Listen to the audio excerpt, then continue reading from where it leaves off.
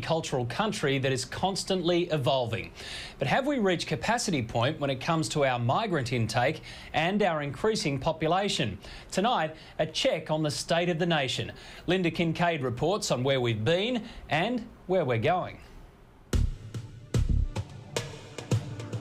There's record high net migration at the moment, well over 200,000 a year. Peter Costello, our last Treasurer, said everyone should have 3 kids. I think it's more responsible to have 2. Our population is soaring faster than America, England and most of the developing countries, increasing by 1 person every 1 minute and 11 seconds. That's around 443,000 people every year. Now the alarm bells are ringing. No one's ever done a study to see if we can cope with 40 million or even 100 million people, and that's the problem. Dick Smith has shocked the nation by encouraging families to limit the amount of children they have to just 2.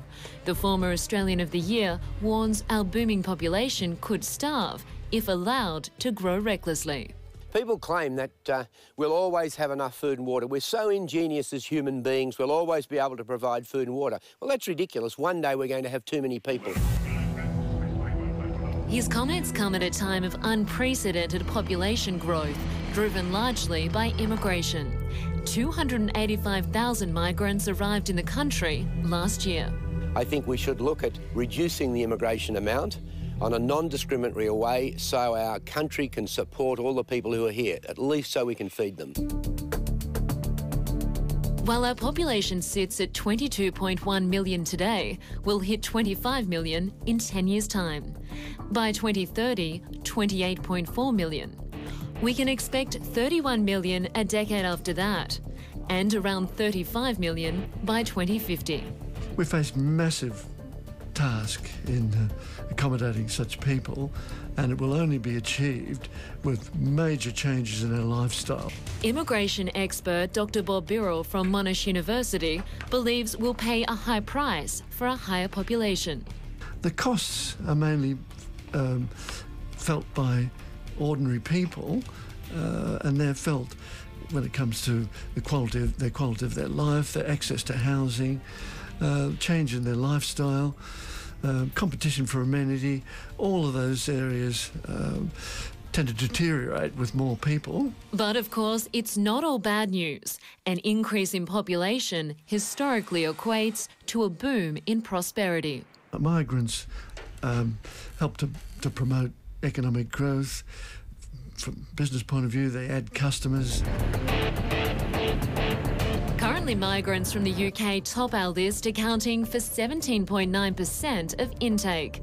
14.6% are from India and 12.7% from China. But Dr. Birrell expects numbers arriving from Asia to rise.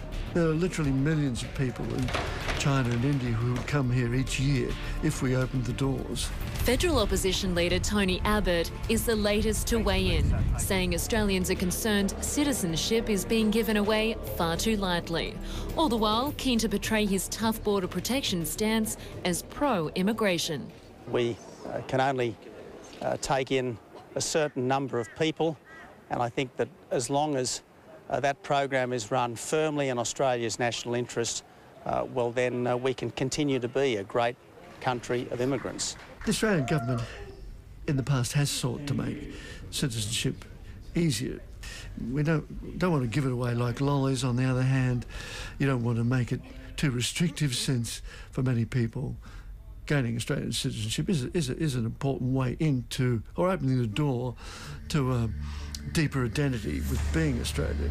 Late last year, Labor MP Kelvin Thompson proposed immigration levels to be cut from 200,000 to 70,000 annually.